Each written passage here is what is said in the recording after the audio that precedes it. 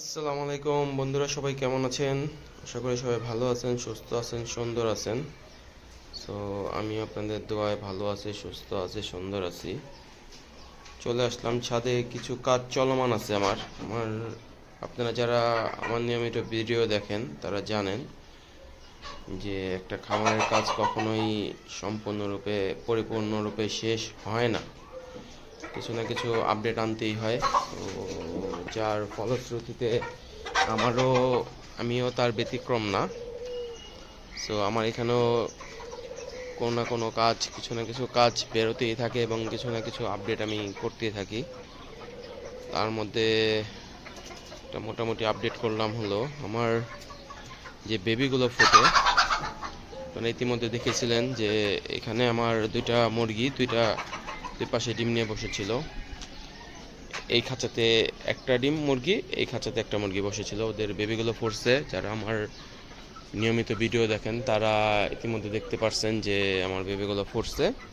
So এগুলোকে সবগুলোকে আমি একসাথে একটা মুরগির আন্ডারে করে দিছি।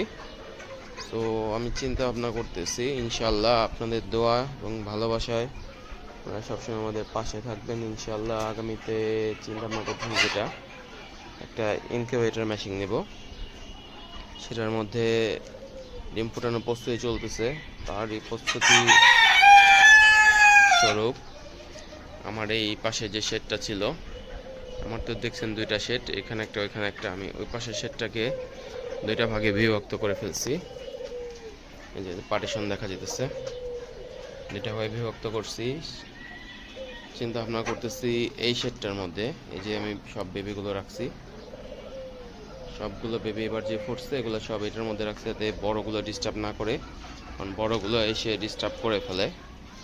সো তাই এই সেটটাকে আমি আলাদা করে, এই সাইডটাকে আলাদা করে বেবি বড় হওয়ার জন্য রেখে দিচ্ছি, যাতে বেবিগুলো আমার বড় হয়। যদি বেবিগুলো মোটামুটি একটা সাইজের হয় তারপরে এই পাশটা ছেড়ে দেবো, তখন আর এই বড় মুরগিগুলো এখানে আসতে দিব না।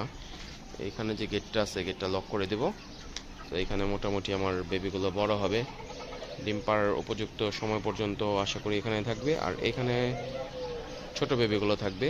আর আমি অতি শীঘ্রই একটা ইনকিউবেটর পরীক্ষামূলক নিয়ে নিচ্ছি। তো সেটাতে কি পরিমাণ রেজাল্ট পাই সেটার একটা পরিপূর্ণ ভিডিও দেব। সো সেটার কাজ চলতেছে, আশা করি ঈদের পরে। এখন ঈদের আগে আর সময় পাবো না, যেহেতু ছোটোখাটো একটা জব করি। তো ঈদের পরবর্তীতে আশা করি আবার সেই ইনকিউবেটর নিয়ে কাজ করব।